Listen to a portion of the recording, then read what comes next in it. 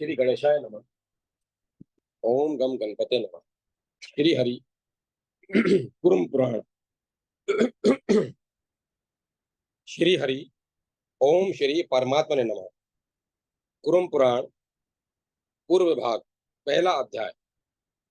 बद्री का आश्रम में निवास करने वाले ऋषि नारायण नरों में उत्तम श्री नर और उनकी लीला प्रकट करने वाली भगवती सरस्वती को नमस्कार कर जय पुराण एवं इतिहास आदि सदग्रंथों का पाठ करना चाहिए। कुरुम रूप धारण करने वाले अप्रेमय भगवान विष्णु को नमस्कार कर मैं उस पुराण कुरुम पुराण को कहूंगा जो समस्त विश्व के मूल कारण भगवान विष्णु के द्वारा कहा गया था। निमिषरणवासी महर्षियों ने 12 वर्ष तक चलने वाले सत्र यज्ञ के पूर्ण हो जाने पर सर्वथा निष्पाप रोमहर्षण सुत जी से पवित्र पुराण संहिता के विषय में प्रश्न किया। महाबुद्धिमान सुत जी, महाराज, आपने इतिहास और पुराणों के ज्ञान के लिए ब्रह्म ज्ञानियों में परम श्रेष्ठ भगवान वेद व्यास जी की भली भांति उपासना की है, क्योंकि आपके वचन से देपायन भगवान वेद व्यास जी के समस्त रोम हर्षित हो गए थे, इसीलिए आप रोम हर्षण कहलाते हैं।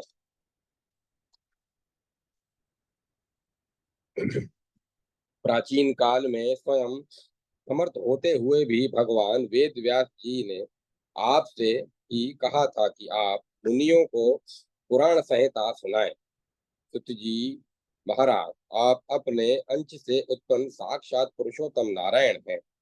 स्वयंभू ब्रह्मा जी के महान यज्ञ में सोमरस प्रस्तुत करने के दिन पुराण संहिता का वचन करने के लिए ही आपका आविर्भाव हुआ था।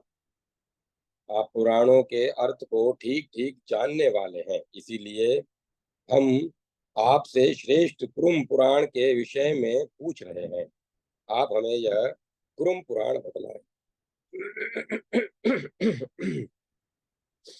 मुनियों के वचन सुनकर पुराणिकों के में श्रेष्ठ सुत जी ने देवी सत्यवती के पुत्र अपने गुरु भगवान वेद व्यास को मन ही मन प्रणाम कर इस प्रकार कहा।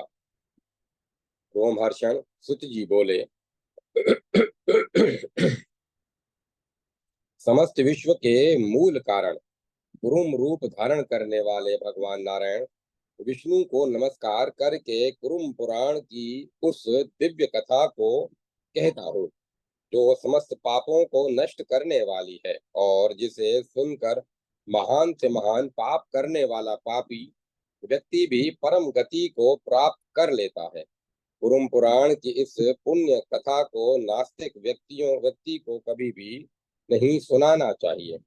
जो अत्यंत श्रद्धालु है, शांत है, धर्मात्मा है, ऐसे द्विजातियों को साक्षात नारायण भगवान विष्णु के द्वारा कही गई इस कुरुम पुराण की कथा को विशेष रूप से कहना चाहिए। सर्ग सृष्टि, प्रतिसर्ग प्रलय, वंशानुचरित तथा मनवंतर ये पुराणों के 5 लक्षण हैं। 18 पुराणों में प्रथम पुराण ब्रह्म पुराण है, द्वितीय पद्म पुराण है। इसी प्रकार क्रमशः विष्णु, शिव, भागवत, भविष्य, नारद, मार्कंडे, अग्नि, ब्रह्मवैवर्त, लिंग, वराह, स्कंद, वामन, कुरुम, मत्स्य और गरुड़ पुराण है। भगवान वायु के द्वारा कहा गया 18वां पुराण ब्रह्मांड पुराण के नाम से कहा जाता है।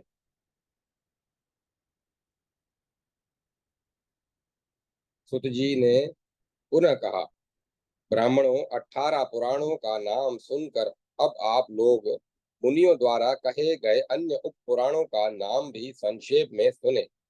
उन उप पुराणों में पहला उप पुराण सनत कुमार के द्वारा कहा गया सनत कुमार उप पुराण है। तदंतर दूसरा नरसिंह पुराण है। स्कंद कुमार के द्वारा कथित तीसरा पुराण स्कंद पुराण कहा गया है। चौथे पुराण का नाम शिव धर्म है, जो साक्षात भगवान नंदीश्वर शिव के द्वारा कहा गया है। महर्षि दुर्वासा के द्वारा कहा गया आश्चर्य पुराण पांचवा है, और छठा पुराण देवऋषि नारद के द्वारा कहा गया नारद पुराण है। इसी प्रकार सातवां कपिल, आठवां मानव और शुक्राचार्य द्वारा प्रोत उष्णा नामक नवां पुराण है। 10वां ब्रह्मांड, 11वां वरुण तथा 12वां पुराण कालिका पुराण के नाम से कहा गया है।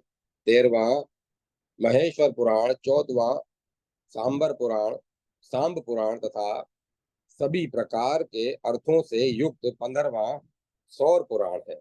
16वां पराशर पुराण महर्षि पराशर के द्वारा कहा गया है।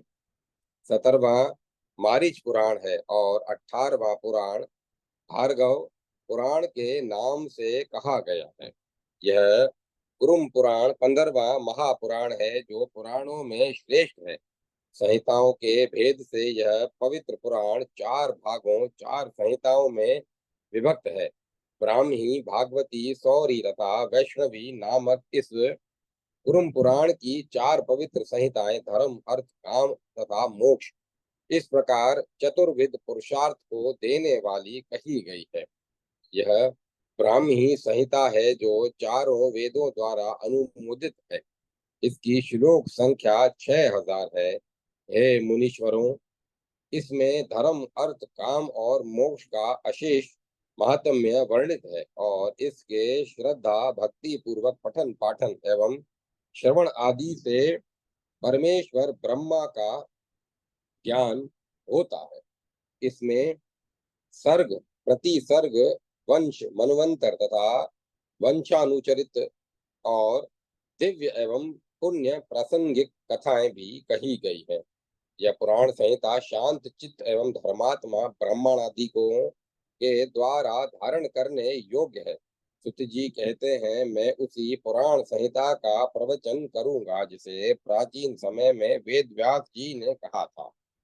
प्राचीन काल में अमृत की प्राप्ति के लिए देवताओं ने दिति के पुत्र दैत्यों और दानवों के साथ मंदर नामक पर्वत को मथानी बनाकर क्षीर सागर को मथा।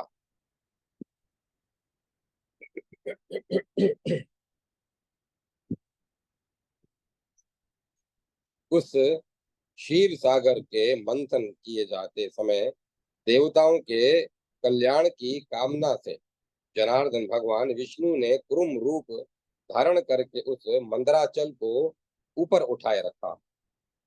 कुरुम कच्छप रूप धारण करते हुए सर्वद्रष्टा अविनाशी भगवान विष्णु को देखकर देवताओं तथा नारद आदि महर्षियों ने उन देव की स्तुति की। उसी समय नारायण भगवान विष्णु की प्रिया देवी श्री लक्ष्मी जी का आविर्भाव हुआ।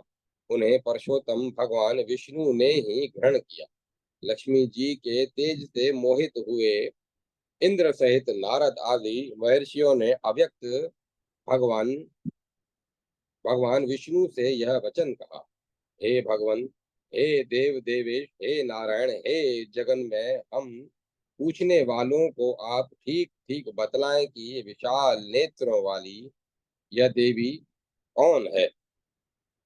उस समय उन देवताओं तथा महर्षियों का वह वाक्य सुनकर दानवों का मर्दन करने वाले भगवान विष्णु देवी लक्ष्मी की ओर देखकर नारद आदि परम पवित्र महर्षियों से बोले, यह मेरी स्वरूप भूता ब्रह्म रूपिणी परम शक्ति है। यही माया है, यही अनंता है, और यही मेरी वह प्रिया है जिसने इस संपूर्ण जगत को मोहित कर रखा है। हे श्रेष्ठ द्विजों, इसी के द्वारा मैं देवताओं, असुरों एवं मनुष्यों से युक्त संपूर्ण विश्व को मोहित करता हूँ, संहार करता हूँ। और पुनः सृष्टि करता हूँ। ज्ञानी जन जगत की उत्पत्ति एवं प्रलय को तथा प्राणियों के जन्म एवं मोक्ष को ठीक ठीक समझकर और आत्म तत्व का प्रदर्शन कर इस महान माया के बंधन से पार उतरते हैं। द्विजों, मेरी सब प्रकार की शक्ति यही है। इसी के अंशों का आश्रय ग्रहण कर ब्रह्मा और शिव आदि देवता शक्तिमान हुए हैं। यही वह सत्व, रज और तथा तम तीनों गुणों से युक्त त्रिगुणात्मिका प्रकृति है और यही सारे संसार को उत्पन्न करने वाली है। प्राचीन काल में श्री कल्प में यह पद्मवासिनी के रूप में मुझसे ही आविर्भूत हुई थी। ये चार भुजा वाली है। ये ये हाथों में शंख, चक्र तथा कमल धारण किए रहती है। सभी मंगलमय गुणों से युक्त करोड़ों सूर्यों के समान इनकी आभा है। ये सभी प्राणियों को मोहित करने वाली है। देवता, पितर, मनुष्य, वसुगण तथा पृथ्वी पर रहने वाले जितने भी अन्य देहधारी प्राणी हैं, वे सभी अर्थात कोई भी ऐसा नहीं है जो इस माया को पार करने में समर्थ हो। भगवान वासुदेव के द्वारा इस प्रकार कहे जाने पर मुनियों ने भगवान विष्णु से कहा, हे पुंडरीकाक्ष, उस देव निर्मित दुर्जय माया को पार करने वाला तीनों कालों में यदि कोई हुआ हो तो उसे आप बतलाइए। तदंतर मुनियों द्वारा पूजित भगवान ऋषिकेश ने उन मुनियों से कहा, इंद्रधुमन नामक द्विजातियों में श्रेष्ठ एक ब्राह्मण था। ऐसा सुना गया है पूर्व जन्म में वह शंकर आदि देवताओं से भी अजय राजा था। मैंने कुरुम अवतार धारण किया है, यह जानकर तथा स्वयं मेरे मुख से दिव्य पुराण संहिता को सुनकर वह राजा इंद्रधुमन मुनीश्वरों सहित ब्रह्मा, शिव एवं अपनी अपनी शक्तियों के साथ अन्य सभी देवताओं को मेरी ही शक्ति में प्रतिष्ठित समझकर मुझे देखने के लिए मेरी शरण में आया। उसके बाद मैंने कहा, इंद्रधुमन, तुम ब्राह्मण की योनि में उत्पन्न होगे। तुम्हारा इंद्रधुमन यह नाम प्रसिद्ध होगा और तुम अपने पूर्व जन्म का स्मरण करोगे। हे अनग, मैं तुम्हें अब सभी प्राणियों तथा देवताओं के लिए भी अज्ञात एवं जो अत्यंत गूढ़ रूप से कहने योग्य है उस ज्ञान को प्रदान करूंगा। उस मेरे ज्ञान को प्राप्त कर तुम अंत समय में मुझ में ही प्रविष्ट हो जाओगे और अपने ही अंश से दूसरे रूप में तुम पृथ्वी पर शांति पूर्वक रहो। व्यवस्वत मनवंतर में व्यतीत हो जाने पर तुम अभिष्ट कार्य के लिए मुझ में ही प्रविष्ट हो जाओगे। भगवान ने पुनः कहा, मुनि श्रेष्ठों, मुझे प्रणाम कर वह राजा अपनी नगरी में आ गया और पृथ्वी का पालन पोषण करने लगा।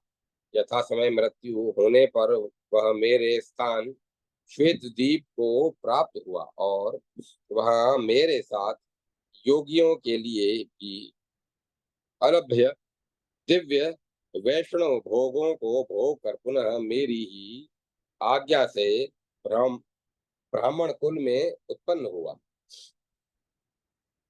जिसमें अविनश्वर गूढ़ स्वरूप वाली विद्या एवं अविद्या ये दोनों प्रतिष्ठित हैं तथा जिसे ज्ञानी जन पर ब्रह्म के नाम से जानते हैं।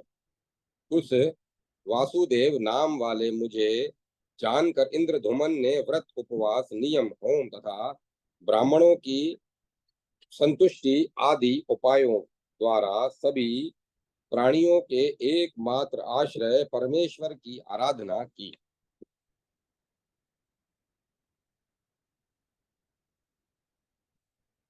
यह उन्हीं की मंगल कामना करते हुए उन्हीं को नमस्कार करता। उनमें ही उसकी अनन्य निष्ठा थी तथा वह उन्हीं के आश्रित होकर योगियों के हृदय प्रदेश में विराजमान रहने वाले महादेव की आराधना करने लगा। उसके इसी प्रकार आराधना करते हुए एक दिन वैष्णवी शक्ति ने भगवान विष्णु से प्रादुर्भूत दिव्य स्वरूप उसे दिखलाया। भगवान विष्णु की प्रिया देवी विष्णु प्रिया का दर्शन उसने सिर झुकाकर विनीत भाव से उन्हें प्रणाम किया और विविध स्तुतियों के द्वारा उनकी स्तुति कर हाथ जोड़कर कहा। इंद्रधुमन ने कहा, वैष्णव चिन्हों वाली मंगलमयी तथा विशाल नेत्रों वाली है देवी, आप कौन हैं? आपका जो यथार्थ स्वरूप हो उसे इस समय मुझे बतलाएं। इंद्रधुमन के वचन सुनकर अत्यंत सुप्रसन्ना सुमंगला वह देवी विष्णु का स्मरण कर उस प्रिय ब्राह्मण से हंसते हुई बोली, मैं उन विष्णु की प्रकृति स्वरूपा परा माया हूँ। मुझ अद्वितीय नारायण स्वरूपा नारायण को मुनि तथा इंद्र आदि देवता भी नहीं देख पाते। सूक्ष्म विचार करने पर मुझ में और वह नारायण में कोई भेद नहीं दिखता। मैं उनकी प्रकृति रूपा हूँ। वे विष्णु पर ब्रह्म हैं, परमेश्वर हैं। समस्त भूत प्राणियों के आश्रय भूत उन परमेश्वर की जो अज्ञान योग तथा कर्म योग द्वारा यहाँ आराधना करते हैं, ऐसे भक्तों पर मेरा कोई वश नहीं चलता। मैं उनकी प्रकृति रूपा हूँ। वे विष्णु पर ब्रह्म हैं, परमेश्वर हैं। समस्त भूत प्राणियों के आश्रय भूत उन परमेश्वर की जो ज्ञान योग तथा कर्म योग द्वारा यहाँ आराधना करते हैं, ऐसे भक्तों पर मेरा कोई वश नहीं चलता। अतः तुम कर्म योग का आश्रय लेते हुए ज्ञान के द्वारा उन आदि और अनंत से रहित अनंत भगवान विष्णु की आराधना करो, इससे तुम मोक्ष प्राप्त करोगे। ऐसा कहे जाने पर अत्यंत बुद्धिमान मुनि श्रेष्ठ उस इंद्रधुमन ने देवी को विनय पूर्वक प्रणाम किया और हाथ जोड़कर पुनः कहा, हे परमेश्वरी देवी, शाश्वत अखंड तथा अच्युत सबके स्वामी उन भगवान को किस प्रकार जाना जा सकता है, यह मुझे बतलाए। ब्राह्मण इंद्रधुमन के द्वारा इस प्रकार कहे जाने पर कमल में निवास करने वाली देवी ने उस मुनि से कहा, साक्षात नारायण ही तुम्हें वह ज्ञान प्रदान करेंगे। तदंतर प्रणाम कर रहे उस मुनि इंद्रधुमन को अपने दोनों हाथों से भली भांति स्पर्श कर वे देवी परात्पर विष्णु का स्मरण करती हुई वहीं अंतर ध्यान हो गई। इंद्रधुमन भी शरणागत के दुखों को सर्वथा दूर कर देने वाले ऋषिकेश भगवान नारायण का दर्शन करने के लिए दीर्घकालीन समाधि में निरत होकर आराधना करने लगा। तत्पश्चात बहुत समय बीत जाने पर पीताम्बरधारी जगन मूर्ति महायोगी भगवान नारायण उनके सामने स्वयं प्रकट हो गए। अविनाशी परमात्मा भगवान विष्णु को आया हुआ देखकर घुटनों के बल पृथ्वी पर स्थित होकर वह गरुड़ध्वज देव की स्तुति करने लगा। इंद्रधुमन ने कहा, हे यज्ञों के स्वामी अच्युत गोविंद माधव अनंत केशव कृष्ण विष्णु तथा ऋषिकेश, आप विश्वात्मा को नमस्कार है। पुराण पुरुष विश्व मूर्ति है। हरि, आप सृष्टि, स्थिति तथा प्रलय के मूल कारण हैं। आप अनंत शक्ति संपन्न है, आपको नमस्कार है। आप निर्गुण स्वरूप हैं, निष्कल एवं विमलात्मा है, आपको नमस्कार है। हे विश्व रूप पुरुष, आपको नमस्कार है। विश्व की योनि वासुदेव भगवान विष्णु को नमस्कार है। आप आदि मध्य और अंत से रहित ज्ञान द्वारा जानने योग्य हैं, आपको नमस्कार है। निर्विकार तथा प्रपंच रहित आपको नमस्कार है। भेद अभेद से रहित आनंद स्वरूप आपको नमस्कार है। संसार सागर से पार उतारने वाले शांत स्वरूप आपको नमस्कार है। शुद्धात्मा, आपको नमस्कार है। आप अनंत मूर्ति वाले हैं, अमूर्त हैं, आपको बार बार नमस्कार है। आप परमार्थ रूप हैं, आपको नमस्कार है। आप माया से अतीत हैं, आपको नमस्कार है। ईशों के भी ईश, आपको नमस्कार है। परमात्मा पर ब्रह्म रूप आपको नमस्कार है। अनंत सूक्ष्म रूप आपको नमस्कार है। देवों के भी देव महादेव आपको नमस्कार है। विशुद्ध स्वरूप शिव, आपको नमस्कार है। परमेष्टि स्वरूप आपको नमस्कार है। आपने ही संपूर्ण सृष्टि की रचना की है, आप ही परम गति हैं। हे पुरुषोत्तम, आप ही सभी भूत प्राणियों के पिता हैं।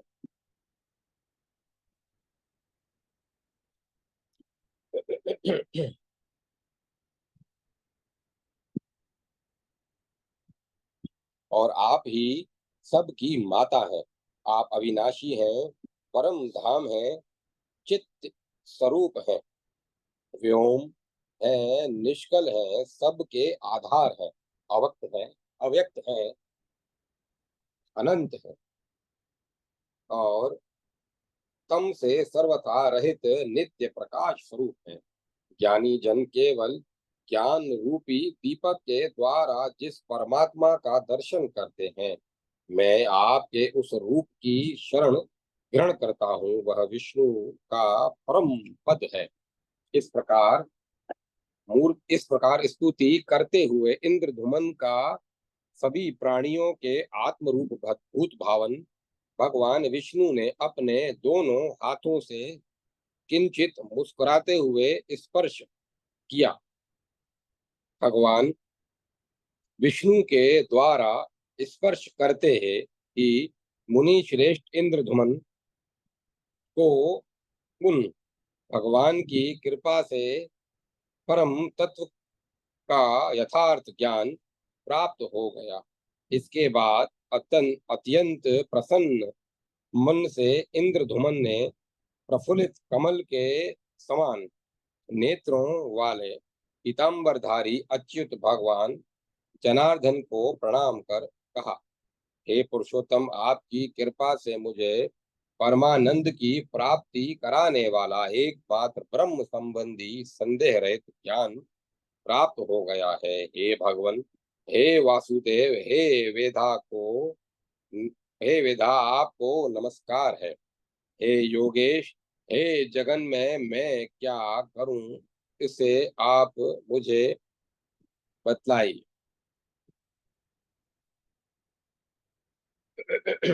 इंद्रधुमन के वचन सुनकर माधव भगवान नारायण ने समस्त संसार के कल्याण की कामना से मुस्कुराते हुए यह वचन कहा। श्री भगवान बोले, वर्ण एवं आश्रम धर्म का पालन करने वाले व्यक्तियों को चाहिए कि वे ज्ञान और भक्ति योग के द्वारा भगवान महेश्वर की पूजा करें, अन्य साधन से नहीं। मोक्षार्थी को चाहिए कि उस परम तत्व विभूति एवं कार्य कारण रूप को ठीक ठीक जानकर साथ ही मेरी प्रवृत्ति को समझकर ईश्वर की उपासना करें। सभी प्रकार की आसक्तियों का सर्वथा परित्याग कर इस संसार को माया रूप जानकर अपने में अद्वैत की भावना करें। परमात्मा के अतीत कुछ नहीं है, यह भावना ही यह अद्वैत भावना। ऐसे क, ऐसा करने से इंद्रधुमन तुम परमेश्वर का दर्शन करोगे। ब्राह्मण इंद्रधुमन तीन प्रकार की भावनाएं कही गई हैं, उन्हें मैं बताता हूँ, तुम सुनो। उन तीनों में से पहली भावना है मद्वेष्या, अर्थात मेरे सगुण स्वरूप की भावना। दूसरी है व्यक्त संशया, अर्थात भगवान का जो विराट स्वरूप है उसका आश्रय ग्रहण कर उपासना की भावना। और तीसरी जो भावना है उसे ब्राह्मी, अर्थात ब्रह्म ज्ञान विषयक भावना जानना चाहिए। यह तीसरी भावना गुणातीत है। गुणातीत रूप में ब्रह्मा की उपासना ही ब्राह्मी भावना है। विद्वान व्यक्ति को चाहिए कि इन तीनों में से किसी भी भावना का आश्रय ग्रहण कर उपासना करें। जो असमर्थ व्यक्ति है उसे चाहिए कि वह प्रथम भावना अर्थात वैष्णवी भावना का अवलंबन ग्रहण करे, ऐसा वेद का मत है।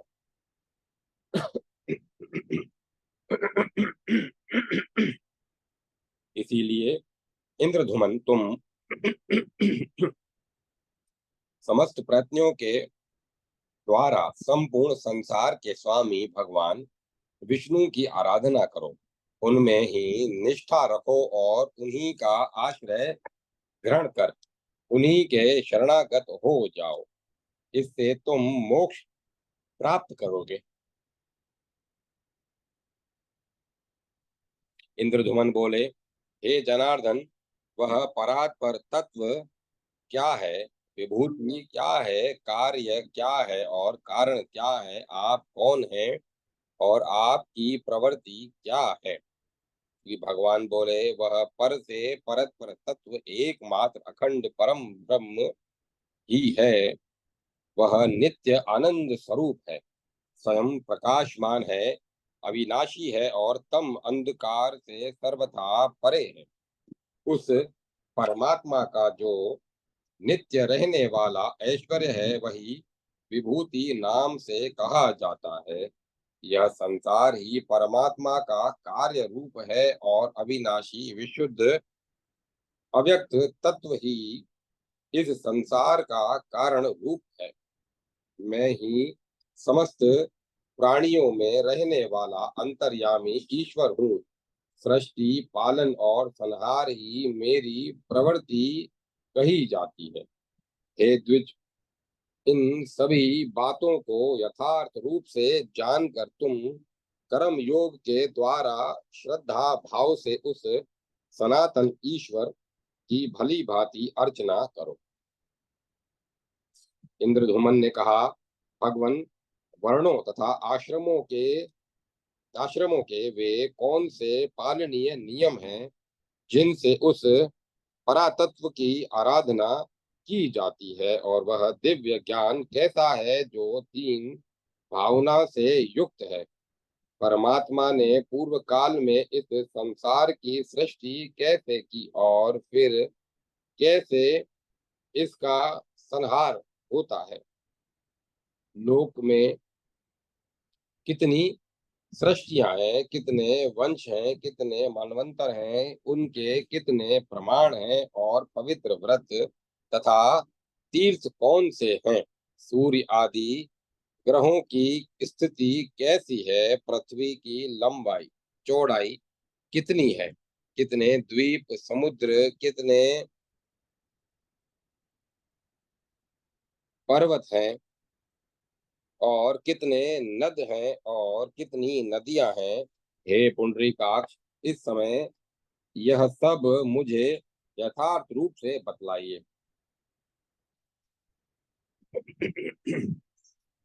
श्री कुरुम ने कहा, हे श्रेष्ठ मुनियों, उस इंद्रधुमन के द्वारा मुझसे इस प्रकार कहे जाने पर भक्तों पर अनुकंपा करने की कामना से मैंने वे सभी बातें विस्तार से ठीक ठीक उसे बतला दी। इस प्रकार इस उस ब्राह्मण इंद्रधुमन ने जो जो भी मुझसे पूछा था वह सब विस्तार से बतलाकर और उस पर कृपा करके मैं वहीं अंतर्ध्यान हो गया। उस श्रेष्ठ ब्राह्मण से भी मैंने उस श्रेष्ठ ब्राह्मण ने भी मेरे द्वारा बताए गए विधान से अत्यंत पवित्र भावना से समाहित चित्त होकर परम तत्व की उपासना की। उसने अपने स्त्री पुत्र आदि का मोह छोड़ दिया, सुख दुख आदि द्वंद्वों से रहित हो गया। किसी भी वस्तु का संग्रह करना सर्वथा त्याग कर अपरिग्रही हो गया और सभी कर्मों का परित्याग कर परम उसने परमात्मा का दर्शन करके और अपनी आत्मा में ही समस्त विश्व का अनुभव कर अक्षर तत्व संबंधी अंतिम ब्राह्मी भावना को प्राप्त किया, जिसके कारण उसे उस दुर्लभ परम योग की प्राप्ति हुई। इस योग से ही उस अद्वितीय तत्व का साक्षात्कार होता है, जिसकी अभिलाषा निंद्रा योगी श्वास श्वासजयी जिसकी अभिलाषा निंद्रा त्यागी श्वासजयी मोक्षार्थी पुरुष भी करते हैं। इसके बाद किसी दिन वह ब्राह्मण श्रेष्ठ योगींद्र इंद्रधुमन भगवान सूर्य के निर्देश से अथवा ब्रह्मा का दर्शन करने के लिए अपनी योग सिद्धि के प्रभाव से प्रादुर्भूत सूर्य के समान प्रकाशमान श्रेष्ठ विमान में चढ़कर आकाश मार्ग से मानसरोवर के उत्तर में स्थित पर्वत पर गया। उस योगी राज इंद्रधुमन को आकाश मार्ग में जाते हुए देखकर देवों गंधर्वों तथा अप्सराओं का समूह भी उसके पीछे पीछे गया और अन्य समसिद्ध तथा ब्रह्म ऋषियों ने भी उसका अनुसरण किया। तदंतर वहां जाकर इंद्रधुमन ने देवताओं द्वारा वंदित तथा योगियों द्वारा सेवित पर्वत के उस स्थान पर प्रवेश किया जहाँ परम पुरुष परमात्मा प्रतिष्ठित रहते हैं। उस हजार सूर्यों के प्रकाश के समान प्रकाशित उस श्रेष्ठ स्थान पर पहुंचकर इंद्रधुमन ने देवताओं के लिए भी दुष्प्राप्य उस स्थान के अंतर्ग्रह में प्रवेश किया। वहां पहुंचकर उसने सभी प्राणियों के परम शरणदाता आदि अंत से रहित देवादिदेव पितामह ब्रह्म देव का ध्यान किया। उसके बाद उसके ध्यान करते ही वहां परमात्मा का प्रकाश प्रादुर्भूत हुआ। इंद्रधुमन ने उस प्रकाश पुंज के महान में मध्य में महान तेज की राशि के रूप में ब्रह्म विदेशियों विद्वेषियों के लिए अगम्य परम पद स्वरूप पूर्व पुरुष का दर्शन किया, जो चार मुख वाले थे, जिनके सभी अंग शुभ लक्षणों से संपन्न थे और प्रकाश की किरणों से सुशोभित थे।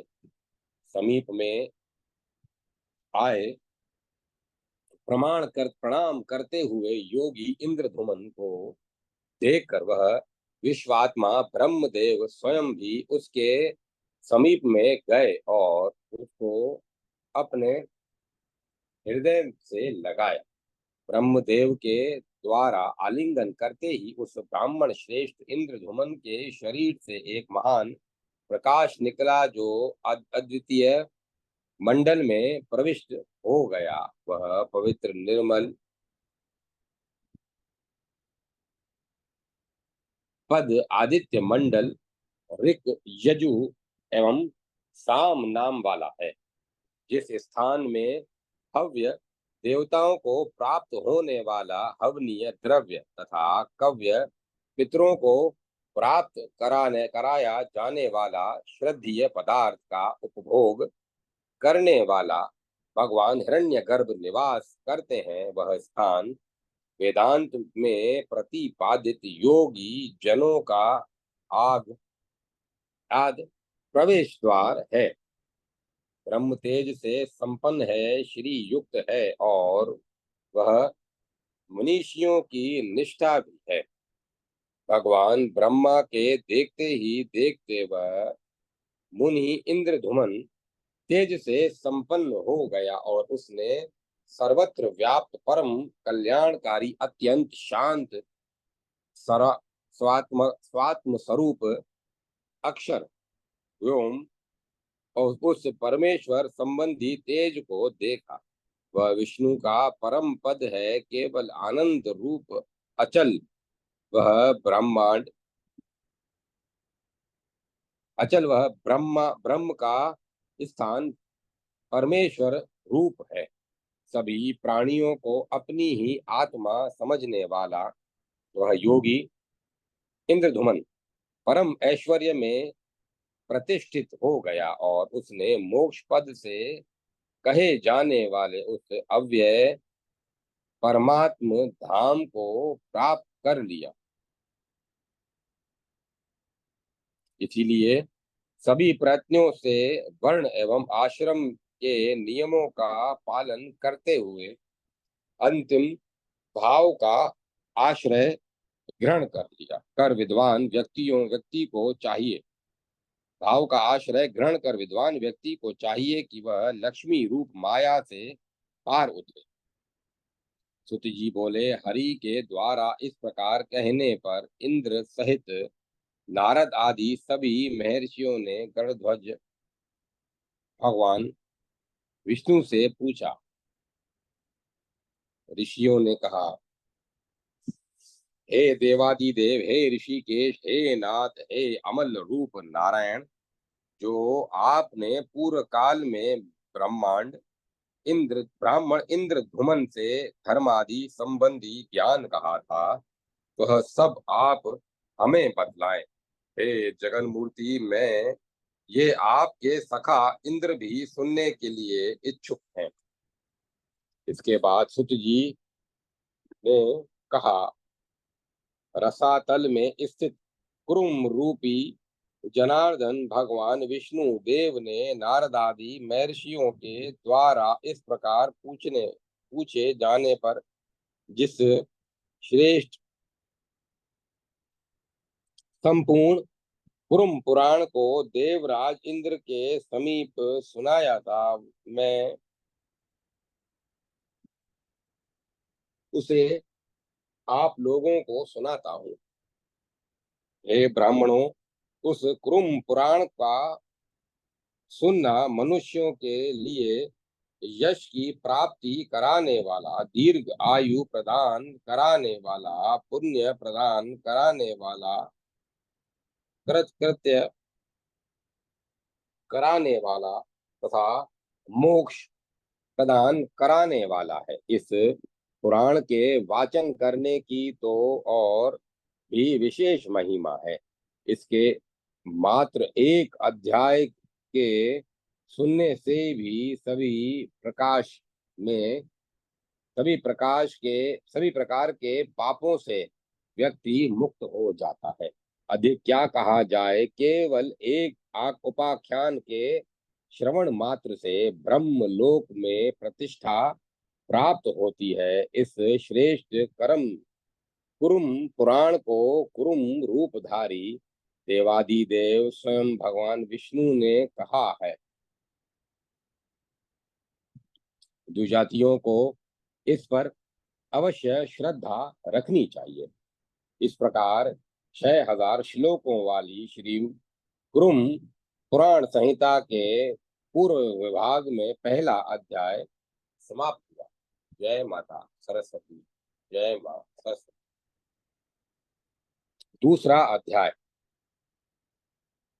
विष्णु के नाभि कमल से ब्रह्मा का प्रादुर्भाव, रुद्र तथा लक्ष्मी का प्राकट्य, ब्रह्मा द्वारा 9 मानस पुत्रों तथा 4 वर्णों की सृष्टि, वेद ज्ञान की महिमा, ब्रह्म सृष्टि का वर्णन, वर्ण और आश्रमों के सामान्य तथा विशेष धर्म, गृहस्थ आश्रम का महात्म्य, चतुर्विध पुरुषार्थों में धर्म की महिमा, आश्रमों का द्विविध्य, त्रिदेवों का पूजन, त्रिपुंड तिलक तथा भस्म धारण की महिमा।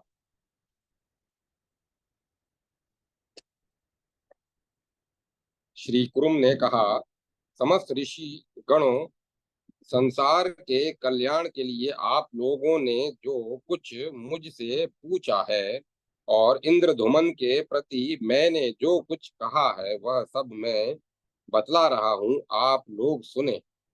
उस कुरुम पुराण में भूत, वर्तमान एवं भविष्य काल में हुए वृतांतों को विस्तार से बतलाया गया है। यह पुराण मनुष्यों को पुण्य प्रदान करने वाला और मोक्ष धर्म का वर्णन करने वाला है। मैं ही नारायण देव रूप से पूर्व काल में विद्यमान था, मेरे अतिरिक्त और कोई दूसरा न था। मैं प्रगाढ़ योग निद्रा का आश्रय लेकर शेष शैया में पड़ा था। मुनि श्रेष्ठों, रात्रि के बीत जाने पर जागकर मैं पुनः सृष्टि विषयक चिंतन करने लगा। उसी समय अकस्मात मुझे प्रसन्नता प्राप्त हुई। तदुपरांत समस्त संसार के पितामह चतुर्मुख ब्रह्मा का आविर्भाव हुआ। इसी बीच किसी कारण से अकस्मात उस समय क्रोध उत्पन्न हुआ। हे मुनि श्रेष्ठों, उस समय क्रोधात्मज अपने तेज के द्वारा मानो त्रिलोक का संहार करने के लिए हाथ में त्रिशूल धारण किए 3 नेत्रों वाले सूर्य के समान प्रकाशवान महेश्वर सदैव वहां उत्पन्न हुए। सूर्य के समान प्रकाशमान महेश्वर रुद्रदेव वहां उत्पन्न हुए। तदंतर कमल के समान विशाल नेत्रों वाली, सुंदर रूप एवं प्रसन्न मुख वाली तथा सभी प्राणियों को मोहित करने वाली देवी लक्ष्मी उत्पन्न हुई। पवित्र मुस्कान वाली, अत्यंत प्रसन्न, मंगलमयी, अपनी महिमा में प्रतिष्ठित, दिव्य कांति से सुसंपन्न, दिव्य माल्य आदि से सुशोभित, अविनाशिनी महामाया मूल प्रकृति रूपा वे नारायणी अपने तेज से उस इस संसार को आपूरित करती हुई मेरे समीप में आकर बैठ गई। उन्हें देखकर संसार के स्वामी भगवान ब्रह्मा मुझसे कहने लगे, हे माधव, संपूर्ण प्राणियों को मोहित करने के लिए इन स्वरूपिणी देवी को नियुक्त करो, जिससे यह मेरी सृष्टि और भी अधिक बढ़ने लगे। ब्रह्मा के द्वारा ऐसा कहे जाने पर मैंने मुस्कुराते हुए देवी लक्ष्मी से कहा, हे देवी, मेरे आदेश से तुम देवताओं, असुरों और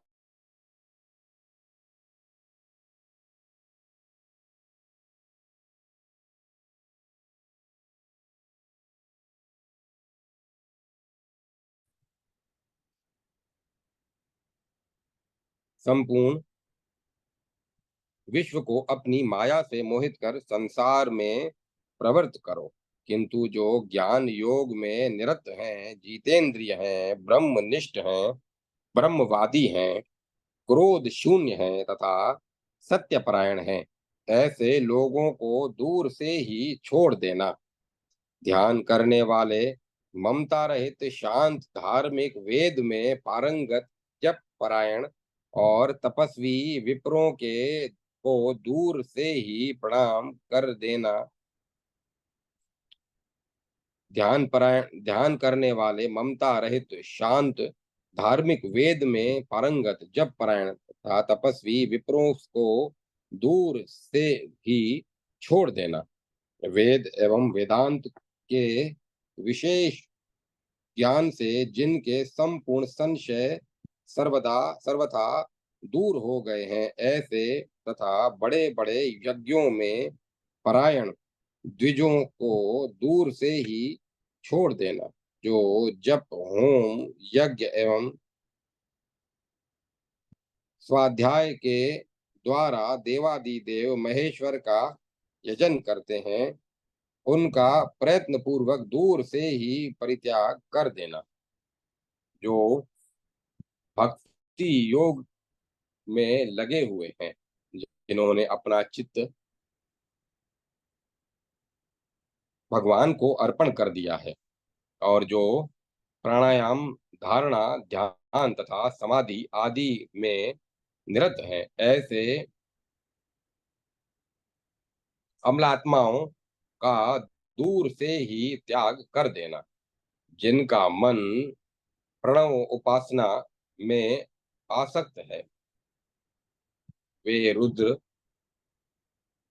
मंत्रों का जप करने वाले हैं और जो अथर्वशीर्ष के अधेयता है, उन धर्मज्ञ व्यक्तियों को छोड़ देना और अधिक क्या कहा जाए, जो अपने धर्म का पालन करने वाले हैं, ईश्वर की आराधना में सतत रत हैं सतत रत हैं। हे देवी, उन्हें मेरे आदेश से कदापि मोहित न करना।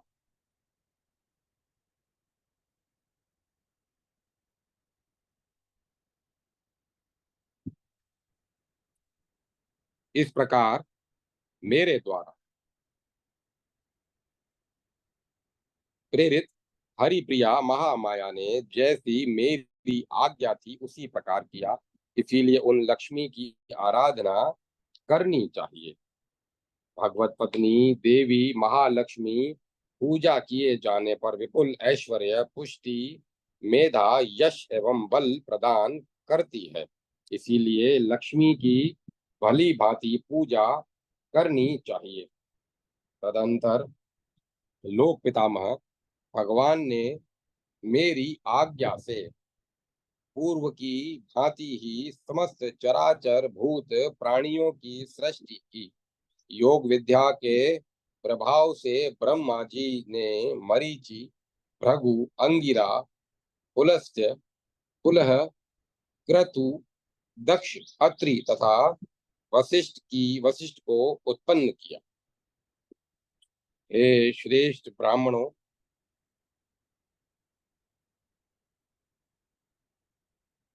ब्रह्मा के मरीचि आदि ये 9 ब्राह्मण संज्ञक पुत्र साधक हैं, ब्रह्मवादी हैं।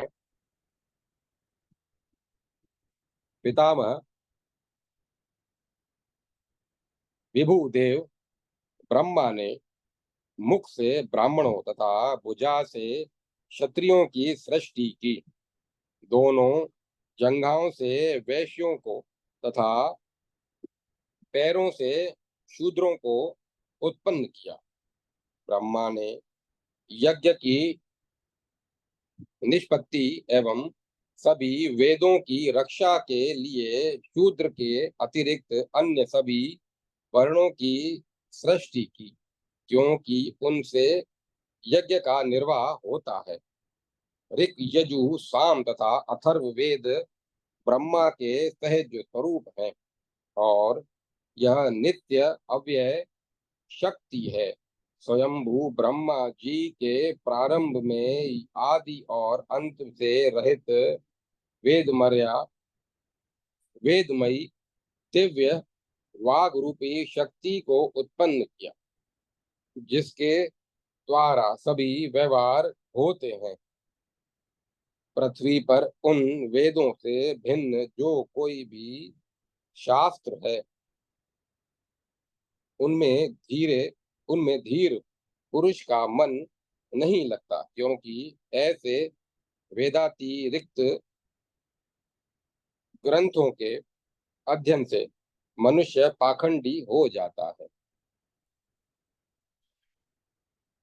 वेदार्थ ज्ञान में श्रेष्ठ मुनियों ने प्राचीन समय में जो कार्य करने योग्य बतलाया है, उसी को परम धर्म समझना चाहिए। वह धर्म वेदातिरिक्त अन्य शास्त्रों में प्रतिपादित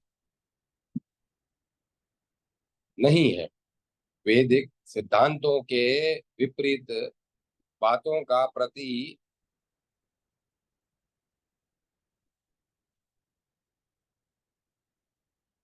वैदिक सिद्धांतों के विपरीत बातों का प्रतिपादन करने वाली जो स्मृतियां धर्म शास्त्र हैं, और जो कोई भी कुदर्शन नास्तिक दर्शन है, पारलौकिक दृष्टि से वे सभी निष्फल हैं, इसीलिए वे तामसी कहे गए हैं। पूर्व कल्प में जो प्रजा उत्पन्न हुई थी, वह सभी बाधाओं से रहित थी। सभी लोग निर्मल अंतःकरण वाले थे और सर्वदा अपनी अपनी धर्म मर्यादा में स्थिर रहते थे। हे श्रेष्ठ मुनियों, कुछ समय बाद काल की गति के प्रभाव से उन लोगों में राग द्वेष लोभ मोह तथा क्रोध आदि उत्पन्न हो गया, और स्वधर्म में बाधा डालने वाला अधर्म भी उत्पन्न हो गया। इस कारण कुछ समय उनमें जो पहले सात्विक सहज सिद्धि थी, वह धीरे धीरे कम होने लगी, और रजोगुण मूलक जो अन्य सिद्धियां थी, वे ही उन्हें प्राप्त हुई। उन सभी रजोगुण मूलक सिद्धियों के भी काल योग से क्षीण हो जाने पर वे वार्तोपाय अर्थात कृषि, पशुपालन एवं वाणिज्य रूपी जीविका के उपाय, और कर्म साध्य परिश्रम साध्य हस्त सिद्धि अर्थात शिल्प शास्त्र, हाथों के माध्यम में किए जाने वाले शिल्प मूर्ति कला आदि के उपाय करने लगे। तब विभु ब्रह्मा जी ने उन देवताओं के लिए कर्म एवं आजीविका समस्त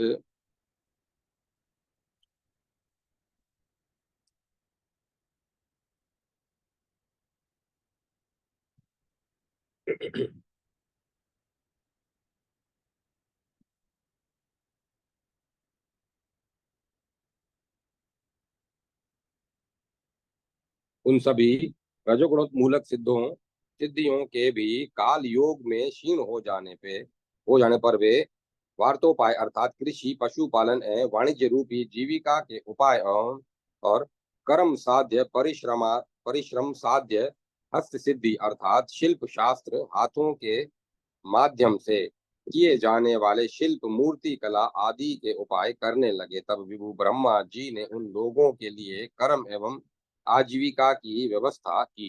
हे ब्राह्मणों, ब्रह्मा से उत्पन्न साक्षात प्रजापति स्वरूप धर्मदर्शी स्वयंभू मनु ने पूर्व काल में धर्मों का उपदेश किया, जो मुनि मनुस्मृति के नाम से प्रसिद्ध हुई। तदंतर उनके मुख से उसे सुनकर भृगु आदि महर्षियों ने धर्मों का वर्णन किया। श्रेष्ठ ब्राह्मणों, यज्ञ करना, यज्ञ कराना, दान देना, दान लेना, अध्ययन और अध्यापन, छह ये ब्राह्मणों के छह कर्म हैं।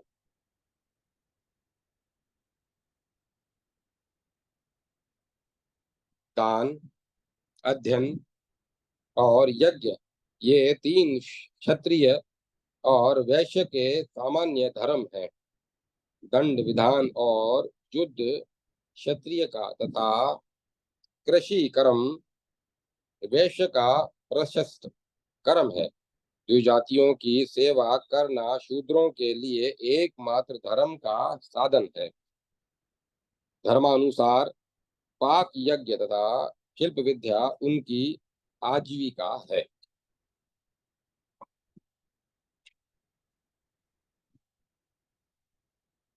तदंतर वर्णों की व्यवस्था स्थिर हो जाने पर उन्होंने ब्रह्मचर्य ग्रस्त वानप्रस्थ तथा संन्यास इन चारों आश्रमों की स्थापना की। हे मुनि श्रेष्ठों, अग्नियों ग्राहपत्य आह्वानीय तथा दक्षिणाग्नि की उपासना, अतिथि सेवा, यज्ञ दान एवं देवताओं की पूजा, यह संक्षेप में गृहस्थ का धर्म है। हवन, कंद मूल फल का सेवन, स्वाध्याय तथा तप, न्याय पूर्वक संपत्ति का विभाजन, यह वानप्रस्थों का धर्म है। भिक्षावृत्ति से प्राप्त पदार्थों का सेवन, मौन व्रत, तप, सम्यक ध्यान, सम्यक ज्ञान तथा वैराग्य, ये सन्यासियों का धर्म है। भिक्षा मांगना, गुरु की सेवा करना, स्वाध्याय संध्या कर्म तथा अग्नि कार्य, यह ब्रह्मचारियों का धर्म है।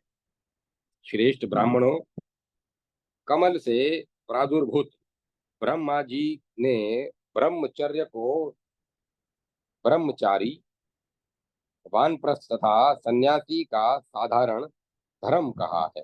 अर्थात ब्रह्मचर्य तीनों आश्रमियों का सामान्य धर्म है। ऋतुकाल, स्त्री के रजस्वला की 4 रात्रियों को छोड़कर ऋतुकाल में विशेष पर्वों को छोड़कर अपनी पत्नी में गमन करना गृहस्थ के लिए ब्रह्मचर्य ही कहा गया है। अन्य रात्रियों में नहीं। प्रथम गर्भ धारण करने तक उसे बिना किसी प्रमाद के इस नियम का पालन करना चाहिए। हे विप्रेंद्रों, ऐसा न करने वाला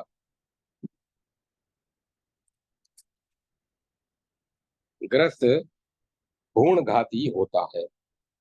यथाशक्ति प्रतिदिन वेद का स्वाध्याय, श्राद्ध, अतिथि सेवा तथा देवताओं की पूजा, यह गृहस्थ का श्रेष्ठ धर्म है। किसी दूसरे देश में जाने पर अथवा पत्नी के मर जाने पर भी गृहस्थ को चाहिए कि वह प्रातः काल और सायंकाल विधि पूर्वक विवाह विवाह अग्नि ग्रहपत्याग्नि को प्रज्वलित करता रहे। गृहस्थ आश्रम को तीनों आश्रमों ब्रह्मचर्य, वानप्रस्थ तथा संन्यास का बीज कहा जाता है, क्योंकि तीनों आश्रमों के लोग गृहस्थ आश्रमी पर ही निर्भर रहते हैं। इसीलिए गृहस्थ आश्रमी सर्वश्रेष्ठ कहा गया है। वेदों का अभिप्राय है वेदों का अभिमत है कि केवल गृहस्थ आश्रम में ही अन्य तीनों आश्रमों का समावेश होता है। इसीलिए एकमात्र गृहस्थ को ही धर्म का साधन जानना चाहिए।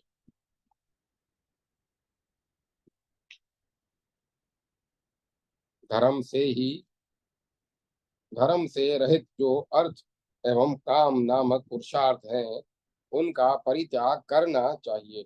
साथ ही सभी प्रकार से जो लोक विरुद्ध हों, उस धर्म का भी आचरण नहीं करना चाहिए। धर्म से अर्थ की प्राप्ति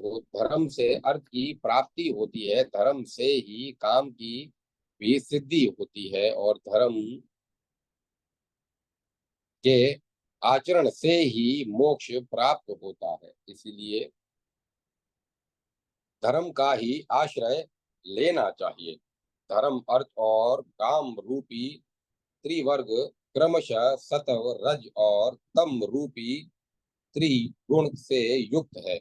इसीलिए धर्म का आश्रय ग्रहण करना चाहिए। सात्विक गुणों का आश्रय लेने वाले उधर्व लोक को प्राप्त करते हैं। राजसी व्यक्ति मध्य लोक में रहते हैं तथा तमोगुण के कार्य में स्थित तामसी व्यक्ति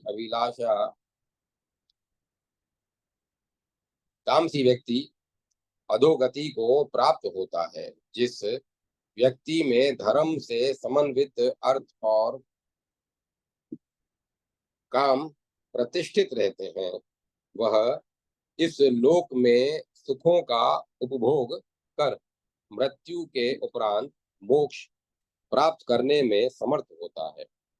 धर्म से धर्माचरण से मोक्ष की प्राप्ति होती है और अर्थ से काम की सिद्धि होती है। इस प्रकार 4 प्रकार के पुरुषार्थों में साधन और साध्य का वर्णन दिखाया गया है। जो मानव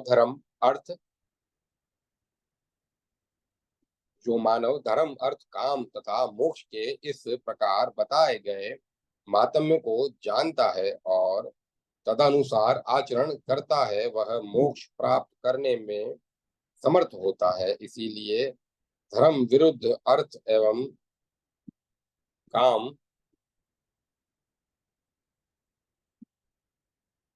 रूपी पुरुषार्थ का सर्वथा परित्याग कर धर्म का ही आश्रय ग्रहण करना चाहिए। धर्म से ही सब कुछ सिद्ध होता है। इसीलिए धर्म ब्रह्मवादियों का कहना है, धर्म के द्वारा ही स्थावर जगत जगरात्मक सारा विश्व धारण किया जाता है। हे द्विजतमो, वह धर्म शक्ति ब्रह्मा जी की वह ब्राह्मी शक्ति है जो आदि और अंत से रहित है। कर्म एवं ज्ञान दोनों के द्वारा ही धर्म की प्राप्ति होती है, इसमें कोई संदेह नहीं है। इसीलिए ज्ञान के यहाँ ज्ञान का तात्पर्य धर्म ज्ञान है, आत्मज्ञान से नहीं। इसीलिए ज्ञान के साथ ही कर्म योग का भी आचरण ग्रहण करना चाहिए।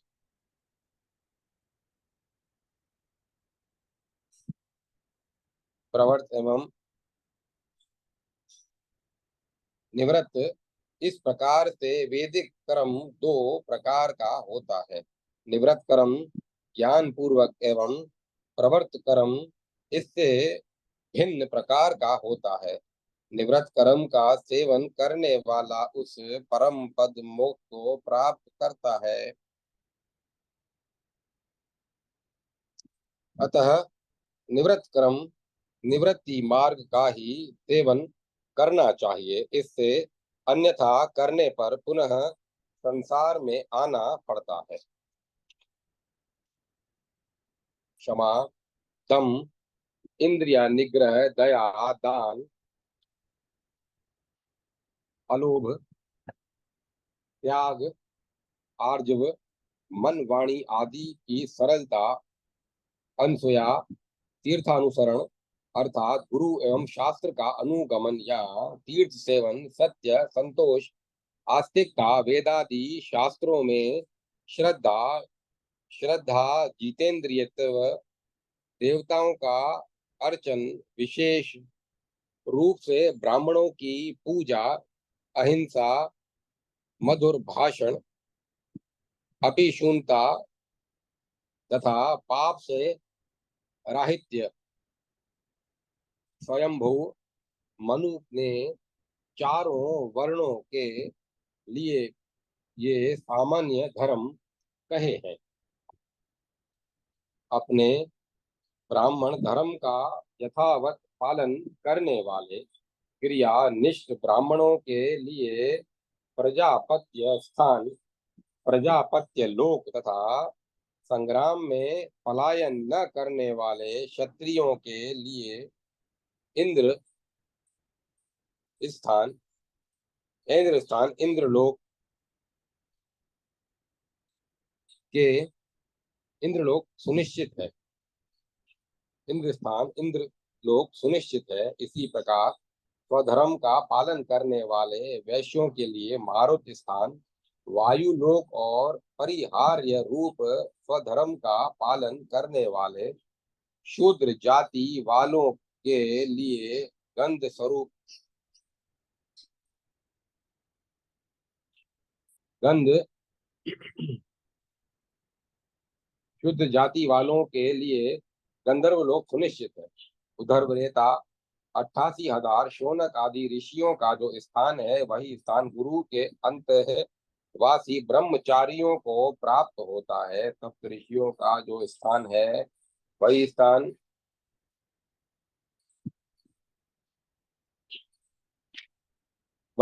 गुरु के अंतःवासी ब्रह्मचारियों को प्राप्त होता है।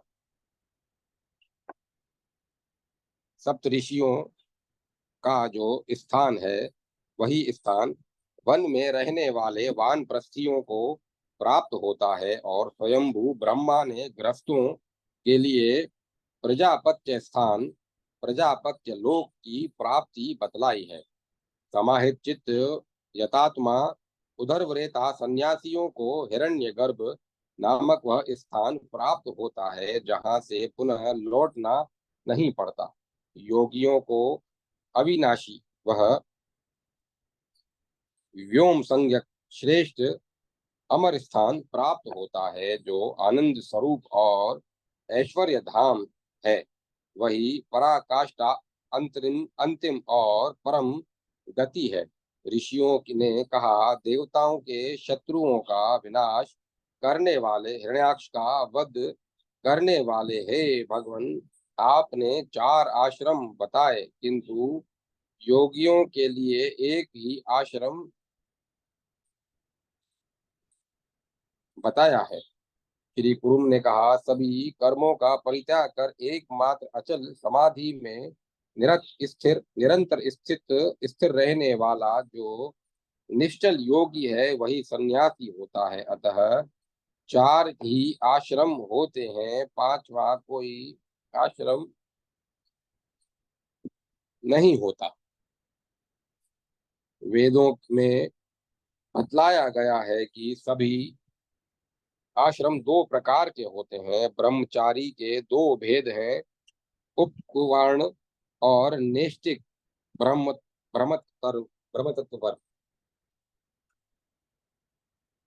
जो ब्रह्मचारी विधिवत वेदों का अध्ययन कर गृहस्थ आश्रम में प्रवेश करता है उसे उपकुर्णवावर ब्रह्मचारी समझना चाहिए। और जो वाव्य जीवन गुरु के पास रहकर ब्रह्म विद्या का अध्ययन करता है वह नैष्ठिक ब्रह्मचारी कहलाता है।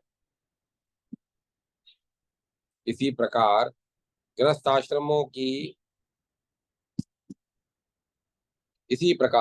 आश्रमी भी 2 प्रकार का होता है, उदासीन और साधक। जो कुटुंब के भरण पोषण में लगा रहता है वह गृहस्थ साधक कहलाता है। और जो देव ऋण, पितृ ऋण और ऋषि ऋण इन तीनों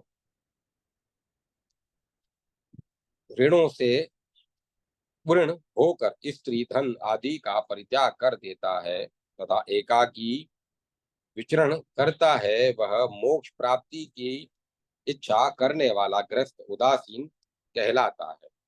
जो वन में अनुष्ठान करता है, देवताओं की पूजा करता है, हवन करता है और स्वाध्याय में निरत रहता है वह वन में रहने वाला तापस नामक वानप्रस्थ कहलाता है। और जो अत्यंत तप से अपने शरीर को क्रश कर लेता है तथा निरंतर ध्यान परायण रहता है वह वानप्रस्थ आश्रम में रहने वाला सन्यासिक वानप्रस्थी कहलाता है। नित्य योगाभ्यास में रत रहने वाला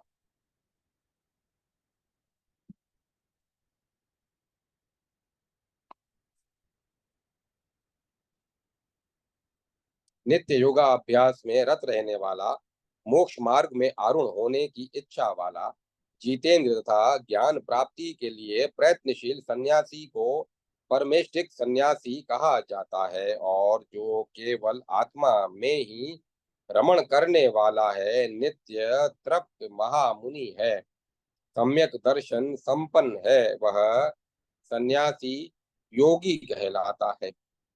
पारमेष्ठिक सन्यासी के तीन भेद होते हैं। कोई ज्ञान सन्यासी होते हैं, कोई वेद सन्यासी होते हैं, और कोई कर्म सन्यासी होते हैं। इसी प्रकार योगी भी तीन प्रकार का समझना चाहिए। पहला भौतिक, दूसरा सांख्य, और तीसरे प्रकार का योगी अत्याश्रमी कहा गया है। जो श्रेष्ठ योग में ही नित्य स्थिर स्थित रहता है, पहले भौतिक योगी में प्रथम भावना, दूसरे सांख्य योगी में अक्षर भावना, और तीसरे अत्याश्रमी नामक योगी में जो अंतिम भावना रहती है, वह परमेश्वरी भावना कहलाती है। इसीलिए हे ऋषियों, सभी वेद शास्त्रों में चार ही आश्रम निश्चित किए गए हैं, ऐसा जानना चाहिए। 15वां कोई आश्रम नहीं है।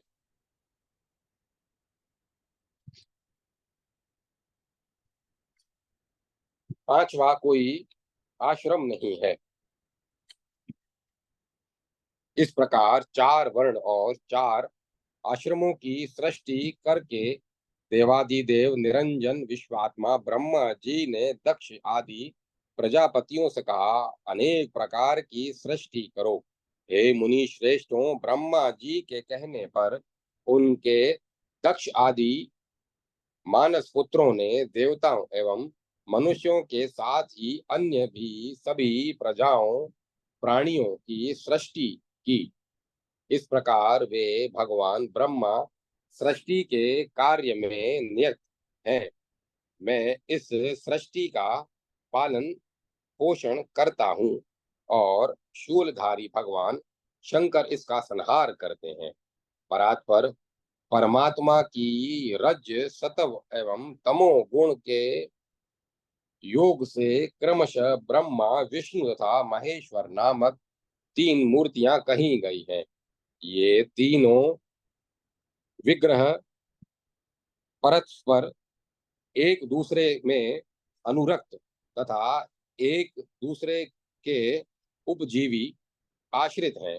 ये तीनों परमेश्वर हैं, और लीलावश एक दूसरे को प्रणाम करते रहते हैं। ये ब्राह्मणों, रुद्र में ब्राह्मी, माहेश्वर तथा अक्षर, वैष्णवी नामक तीन प्रकार की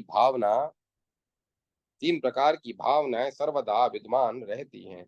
मुझ में प्रथम अक्षर भावना निरंतर प्रवाहित होती रहती है। भगवान ब्रह्मा जी की द्वितीय अक्षर भावना कही गई है। परमार्थिक दृष्टि से मुझ में और महादेव में कोई भिन्नता नहीं है। वहीं अंतर्यामी ईश्वर अपनी इच्छा से अपने को विभाजित कर मेरे और तथा महादेव के रूप में स्थित है।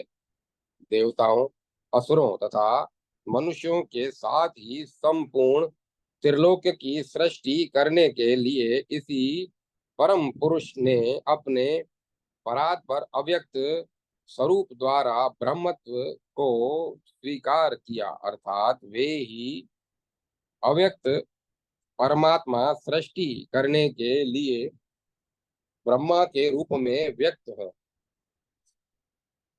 अतः ब्रह्मा, महादेव एवं परात्पर विश्वेश्वर भगवान विष्णु, ये तीनों ही पृथक पृथक कार्य की दृष्टि से एक ही प्रभु की तीन मूर्तियां कही गई हैं।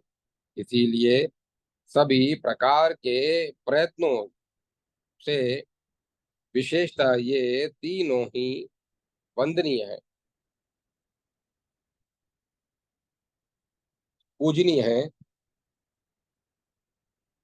मोक्ष, नाम से कहे जाने वाले उस अविनाशी स्थान को यदि शीघ्र ही प्राप्त करने की इच्छा हो तो वर्णाश्रम धर्म के नियमों का अत्यंत प्रीति पूर्वक पालन करते हुए प्रतिज्ञा पूर्वक बड़े श्रद्धा भाव से जीवन पर्यंत इन त्रिदेवों का पूजन करना चाहिए। हे ब्राह्मणों, विधि पूर्वक इस प्रकार चारों आश्रमों का वर्णन किया गया। इनमें वैष्णव ब्रह्म ब्रह्म तथा हर शैव नामक तीन आश्रम संप्रदाय होते हैं। इन शैव वैष्णव तथा ब्रह्म आश्रमों का लिंग चिन्ह धारण कर उस देवता के भक्तजनों के प्रति प्रेम रखते हुए ब्रह्म विद्या परायण व्यक्ति को चाहिए कि वह इन देवों का निरंतर अध्ययन करे, पूजन करे। शिव के सभी भक्तों के लिए चिन्ह रूप में शिवलिंग धारण करना श्रेष्ठ है। शिवों को चाहिए कि वे श्वेत भस्म से ललाट में त्रिपुंड धारण करें। जो परम पद स्वरूप भगवान नारायण के शरणागत भक्त हो उसे ललाट पर कस्तूरी आदि के सुगंधित जल से त्रिशूल की आकृति का तिलक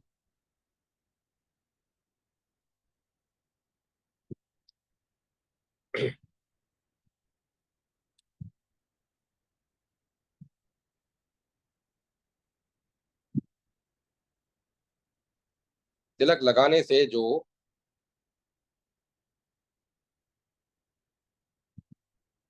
आदित्य मंडल का प्रकाशमान ब्रह्म तेजो में ऐश्वर्य युक्त स्थान है उसका धारण करें।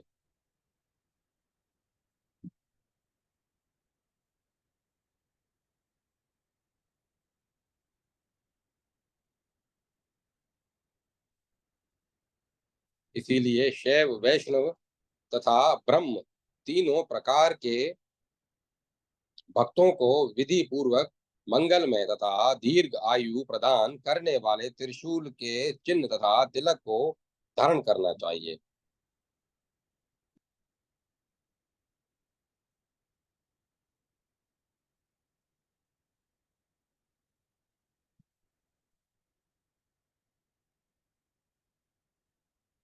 शिव के सभी भक्तों के लिए चिन्ह रूप में शिवलिंग धारण करना श्रेष्ठ है। शिवों को चाहिए कि वे श्वेत भस्म से ललाट में त्रिपुंड धारण करें। जो परम पद स्वरूप भगवान नारायण के शरणागत भक्त हों उसे ललाट पर कस्तूरी आदि से के सुगंधित जल से त्रिशूल की आकृति का तिलक धारण करना चाहिए। जो संसार के बीज परमेष्टि ब्रह्मा के भक्त हैं उन्हें ललाट पर सर्वदा तिलक धारण करना चाहिए। ऊपर नीचे भाव पूर्वक त्रिपुंड के धारण करने से अनादि होते हुए भी जो प्राणियों का आदि है कलात्मा है करना हो जा उसका धारण करना हो जाता है। धारण करना हो त्रिशूल चिन्ह के धारण करने से जो वह त्रिगुणात्मक प्रधान ब्रह्मा विष्णु तथा शिव स्वरूप है निश्चय रूप से उसका धारण हो जाता है। तिलक लगाने से जो आदित्य मंडल का प्रकाशमान ब्रह्म तेजो में ऐश्वर्य युक्त स्थान है उसका धारण हो जाता है। इसीलिए शैव वैष्णव तथा ब्रह्म तीनों प्रकार के भक्तों को विधि पूर्वक मंगलमय तथा दीर्घ आयु प्रदान करने वाले त्रिशूल के चिन्ह तथा तिलक को धारण करना चाहिए।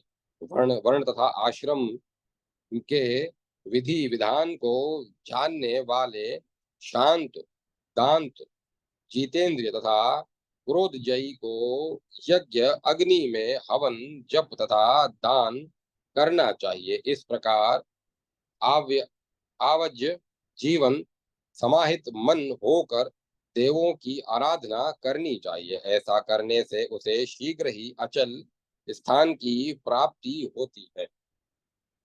इस प्रकार 6000 श्लोकों वाली श्री कुरुम पुराण संहिता के पूर्व विभाग में दूसरा अध्याय समाप्त हुआ।